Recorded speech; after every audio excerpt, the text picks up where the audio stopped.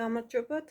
დღეს გესაუბრებით უჯრედის აქტივატორზე, ანუ როდის არ ვიყენებთ ჩვენს უჯრედის აქტივატორს, როდის არ შეიძლება მისი გამოყენება. ახლა ჩამოგითვლით, რადგან ძალიან ბევრი მწერთ და მეკითხებით. ესე იგი, უჯრედის აქტივატორს არ ვიყენებთ, როდესაც არის ორსულობის დროს არ ვიყენებთ, აგრეთვე როდესაც არის მენსტრუაცია, როდესაც არის ძუძუთი კვება, აგრეთვე როდესაც არის გულზე მძიმე დაავადებები, ხო? და აქვს ადამიანს სტენდირება ან შუნტირების ოპერაცია გულზე გაკეთებული. აგრეთვე როდესაც არის თავის ტვინის მძიმე სერიოზული დაზიანება, დაავადებები და როდესაც აქვს ინსულტი, ხო? ან ანევრიზმა. აგრეთვე როდესაც ადამიანს აქვს ფსიქიკური აშლილობა, შიზოფრენია მაგალითად, ან ნარკომანი არის, ხომ? ნარკოტიკულ ნივთიერებებს მოიხმარს ადამიანი, ან ალკოჰოლს მოიხმარს, ხომ? აგრეთვე ეპილეფსიის დროსაც, ხომ?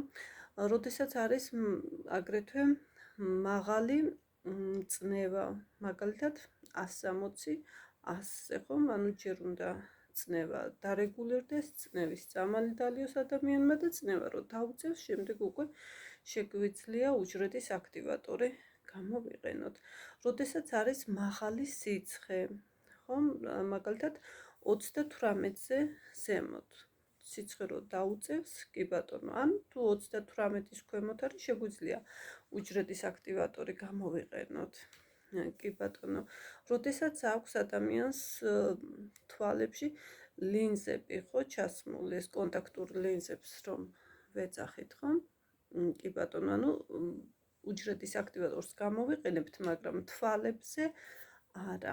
როდესაც მაგალითად ხელოვნური კბილები აქვს, ხო, ადამიანს, ანუ ყბის ძვლებზე აქ არ ვუკეთებთ, ანუ კონკრეტულად იმ ადგილას არ ვუკეთებთ, სადაც ის ხელოვნური კბილი უზის. როდესაც ხო, და შეგახსენებთ, რომ სამკაულები არ უნდა ჰქონდეს პაციენტს, ხო? უნდა მოიხსნას სამკაულები, ну არავით არის პირსინგი აგრეთვე, ხო? აი ბრეკეტებიც რომ აქვთ, ხო? ანუ მაშინ ყბის ძვლებზე, ხო, არ გავუკეთებთ აქ უჯრედის აქტივატორის პროცედურას, მაშინ უნდა მოიხსნას ის ბრეკეტები, ხო? როდესაც აქვს მაგალითად ტუჩებზე ფილერი გაკეთებული, ანუ ტუჩებზე არ გავუკეთებთ, ან სახის კანზე აქვს ინიექციები, ხო? სახეზე არ გავუკეთებთ.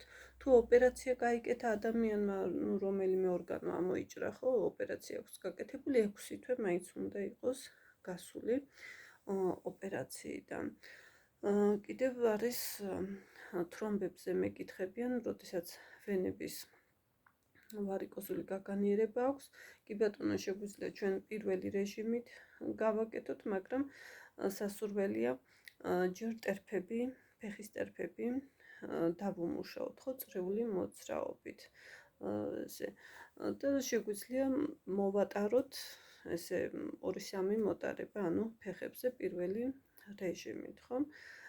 ანუ ჯამში ალბათ მთელ სხეულზე ალბათ 15 წუთიც ეყოფა, 10-15 წუთი საკმარისია პირველ რეჟიმზე. ასე რომ, როდესაც კიდევ მეკითხებიან, ანუ როდესაც გული აწუხებს ადამიანს, ხო? ძალიან ფრთხილად უნდა ვიყოთ. გული არის სიცოცხლის გულში არის ჩვენი სიცოცხლის ცენტრს ვეძახით, ხო? ამიტომ ძალიან ფრთხილად, თუმცა შეგვიძლია ხელის გულები დავუმუშაოთ და ფეხის ტერფები პირველი რეჟიმით, ხო? აი ეს არის რისი თქმაც მინდოდა და კითხვებზე პასუხის გაცემა. ასე რომ, ვისაც გსურთ გაიკეთოთ პროცედურა უჯრედის აქტივატორით, ფიზიოთერაპიული პროცედურა, უნდა დამირეკოთ ტელეფონზე კონსულტაციისთვის და ვიზიტისთვის, ხო? 571 24 08 37. გისურვებთ ჯანმრთელობას და ბედნიერებას.